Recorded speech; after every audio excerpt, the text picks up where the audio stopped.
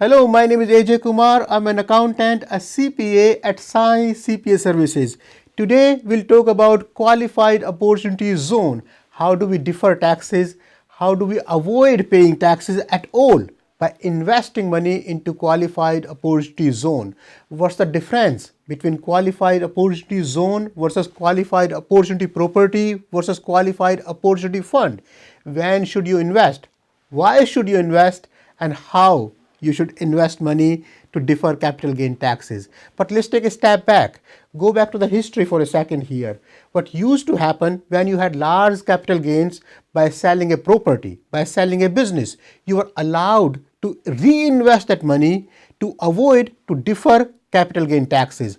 But under TCJA Act in 2017, Tax Cut and Jobs Act, what happened, this whole situation was limited to real estate.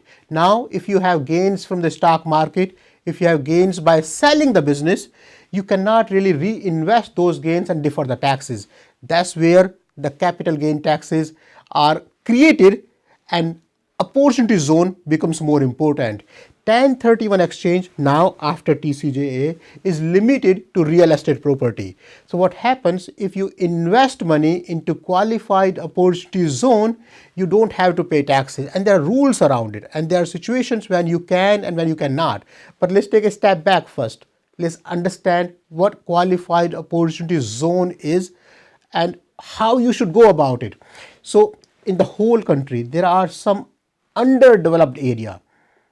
So if you invest money into those areas, let's say for example in New Jersey, there are certain portions of Newark, there are certain portions of South Jersey that federal government has identified, designated those areas as underdeveloped, qualified zones. So the idea is, if as an investor you invest money into these qualified zones, and we call it qualified opportunity zone, then you can defer, and probably depending on how long you have to invest the money, you can avoid paying capital gain taxes altogether. You can't really go there and start investing money yourself. I mean, you can, but you have to have significant amount of money to be investing into these zones, these designated areas. The next concept comes in qualified opportunity property. Let's say if the state or the municipality is making a building over there in qualified opportunity zone, that project is a building, is called qualified opportunity property. You can buy certain stocks or bonds against the property, or invest some portion into that property and defer taxes or not pay taxes. So it was too difficult to identify those properties. It was difficult to go about investing money into such areas. So a lot of smaller firms came up with this idea of funds, qualified opportunity fund.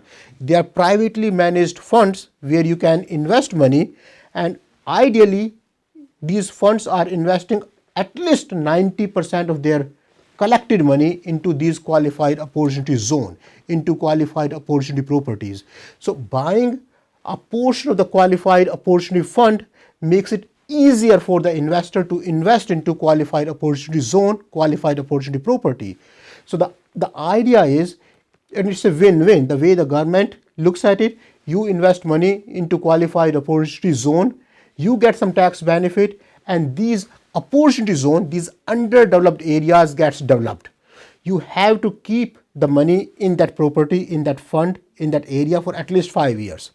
If you don't keep the money invested for at least 5 years, you don't get any capital gain benefit. But if you keep the money in that qualified opportunity zone for at least 5 years, your cost basis increases by 10%. What it means is, the first 10% of the gain you don't have to pay taxes on. If you keep the property for 7 years, you get another 5% benefit.